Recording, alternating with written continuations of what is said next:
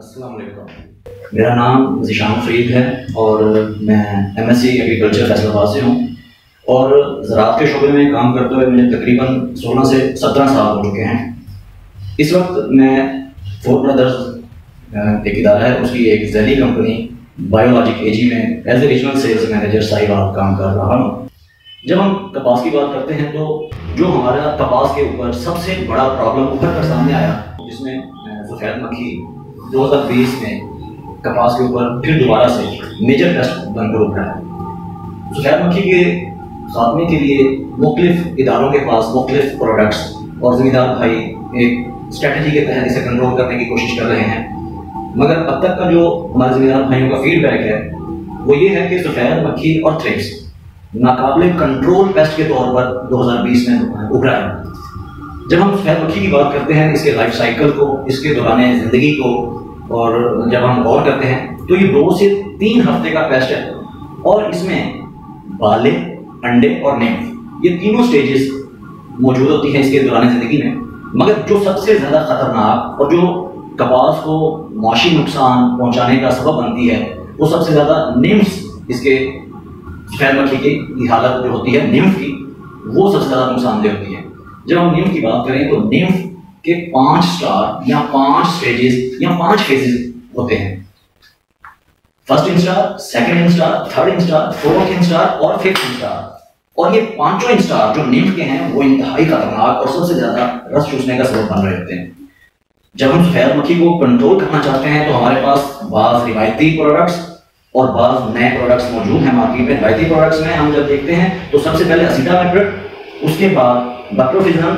Acephate मौजूद हैं और उसके साथ साथ कुछ हद तक एक नया प्रोडक्ट जिसे हम पेरिप्रॉक्साफिन कहते हैं वो भी मौजूद है। और इसके अलावा थायामिथाक्सम और बाइफेंथ्रीन के जरिए भी सफ़ेद मक्खी को कंट्रोल करने की कोशिश की जा रही थी और की जा रही है। उसके बावजूद हमारा ज़मींदार भाई मुतमईन नहीं हो पा रहा और सफ़ेद मक्खी माशी नुकसानदेह हद से नीचे नहीं आ रही,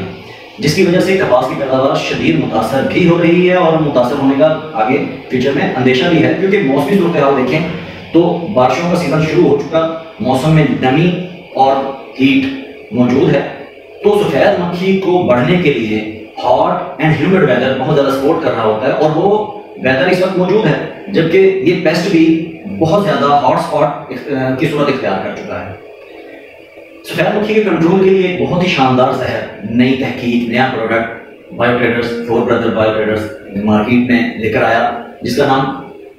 कारीगर है। उसके अंदर फ्लोनिकामेट जहर मौजूद है और ये फ्लोनिकामेट जहर मार्केट में इस हवाले से भी हम बायोट्रेडर्स इंफरादियत रखता है कि मार्केट में ज़्यादातर यही जहर 20% मिकदार में दिया जा रहा है, जबकि फ्लोनिकामेट 50% में मौजूद है, 50% W/W में मौजूद है। कारीगर के नाम से इंतहाई जदीद और बेहतरीन प्रोडक्ट है सफ़ेद मक्खी के कंट्रोल के लिए।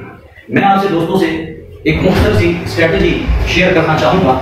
कि सफ़ेद मक्खी को इस वक्त हमें इस मौसम में और फसल की इस हालत पर किस तरह कंट्रोल करना है। तो हमें इस स्ट्रेटजी में 2 चीज़ों पर तवज्जो देनी होगी अगर हम चाहते हैं कि हम सफ़ेद मक्खी को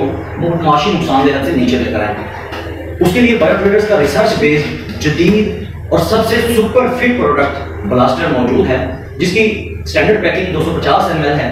ब्लास्टर वो प्रोडक्ट है कि जिसके अंदर 2 केमिकल मौजूद है और जो सफ़ेद मक्खी की पूरी नस्ल को खत्म करने के लिए सबसे बेहतरीन प्रोडक्ट है।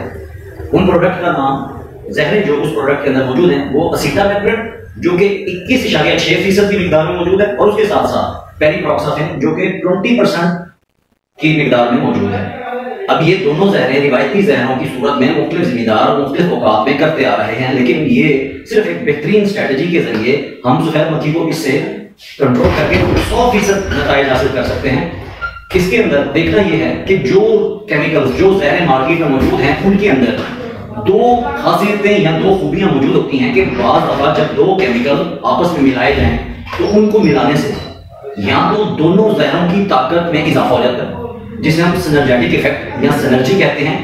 या 2 जहरों के मिलाने से दोनों या एक जहर की ताकत या अफादियत में कमी वाक़या हो जाती है, जिसे एंटागोनिज्म कहा जाता है। तो ये असीटामेप्रिड और पेरिप्रॉक्साफिन मार्केट में 2 जहरें ऐसी हैं कि अगर इन्हें खास सर्टेन मिकदार में मिलाकर स्प्रे किया जाए तो इनकी आपस में सिनर्जेटिक इफेक्ट में बहुत हद तक इजाफा हो जाता है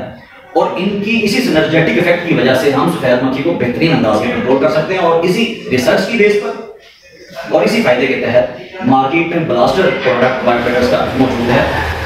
हम तमाम दोस्त जानते हैं कि प्रोडक्ट कितना ही अच्छा क्यों ना हो, टेक्नोलॉजी कितनी ही अच्छी क्यों ना हो, केमिकल की अफादियत कितनी ही अच्छी क्यों ना हो, अगर उसको अच्छे तरीके से स्प्रे नहीं किया जाता, उसको अच्छे तरीके से हम पौधों के ऊपर छिड़काव नहीं कर पाते, तो उस प्रोडक्ट की अफादियत बहुत हद तक नीचे आ जाती है। अगर हम ये चाहते हैं कि सफेद मक्खी को अच्छे तरीके से मैनेज करें, उसको मौसमी नुकसानदेह से नीचे लेकर आएं, तो ब्लास्टर प्रोडक्ट को 250 ml की मिकदार फी एकड़ के हिसाब से हमने 120 से लेकर 150 लीटर पानी के अंदर पौधों के ऊपर स्प्रे करना है। लेकिन स्प्रे करते वक्त जो सबसे खास बात का ख्याल रखना है वो ये है कि हमने हर स्प्रे को इस तरह नहीं करना। हमने स्प्रे को लांस को बिल्कुल स्ट्रेट लेकर जाना है, पौधे से तकरीबन 6 इंच ऊपर रखते हुए अच्छे प्रेशर के साथ हमने पौधों के ऊपर इस स्प्रे का छिड़काव करना है और कोशिश करनी है कि कोई हिस्सा भी मिस ना हो जाए। और आखिर में मैं दोस्तों को बात रिपीट करना चाहूंगा कि सफेद मक्खी को मैनेज करने के लिए बायोटेडर्स का ब्लास्टर 250 ml फी एकड़, जबकि पानी की मिकदार जो रखनी है वो 120 से लेकर 150 लीटर पानी, और स्प्रे करने का जो वक्त होना चाहिए वो सुबह सादिक या बाद नमाज